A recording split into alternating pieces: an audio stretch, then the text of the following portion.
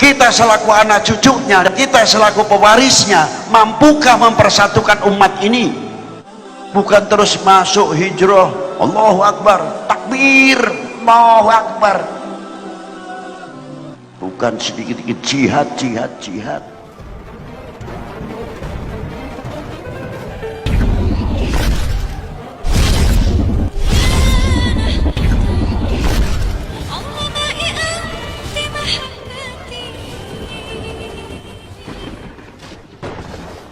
Rasulullah bisa mempersatukan dunia Arab yang begitu macam-macamnya, gobail per gobail, sifatnya yang berbeda, tapi bisa disatukan oleh Rasulullah SAW. Kita selaku anak cucunya dan kita selaku pewarisnya, mampukah mempersatukan umat ini? Berat, tidak semudah.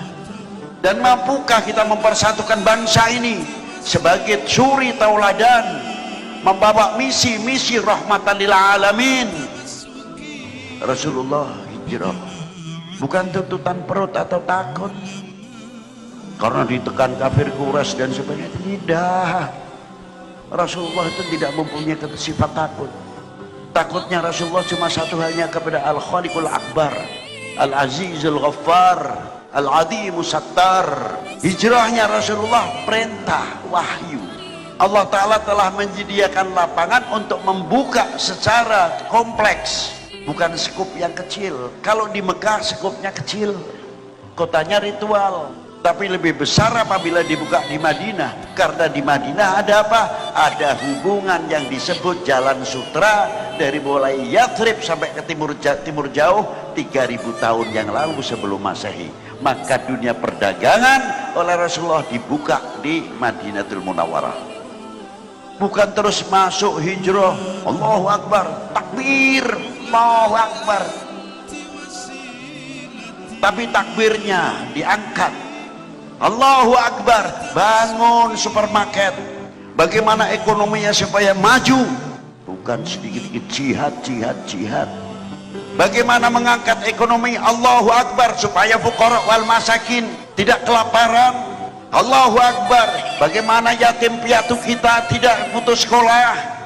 Allahu Akbar, bagaimana mahasiswa kami yang otaknya berlian, jenius, tapi putus di tengah jalan, padahal IPA-nya bagus, mampu menjadi dokter, mampu menjadi ahli IT, karena money tidak ada, kekurangan.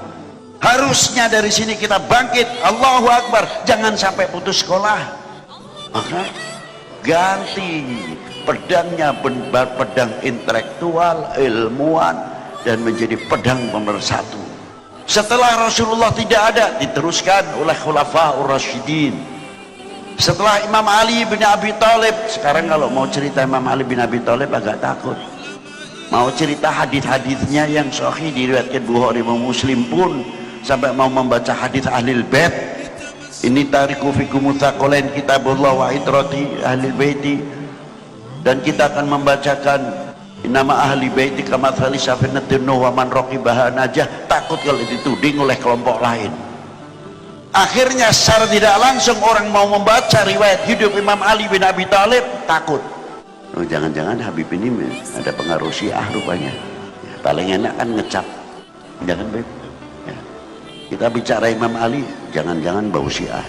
Inilah cara menyetop, akhirnya manaqib Imam Ali hilang lambat laun, Ahlul Baitnya pun hilang lambat laun, dengan modal kalimah Syiah. Sebab senjata paling ampuh untuk menghabisi Ahlul Bait, angkat itu tadi, sadar atau tidak. Dan bagaimana cara memecah Ahlul Bait dengan Ahlul Bait, benturkan antara sama mereka.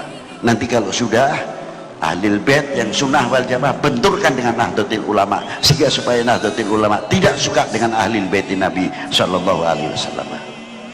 Ingat itu, ini yang saya khawatirkan. Maka setelah Imam Ali bin Abi Thalib tidak ada, muncul kelompok raja pertama Bani Umayyah. Berapa tahun? Wassalam, tumbang. Bani Abbas stop, ngangkat. Sampai Baghdad terkenal 1001 malam.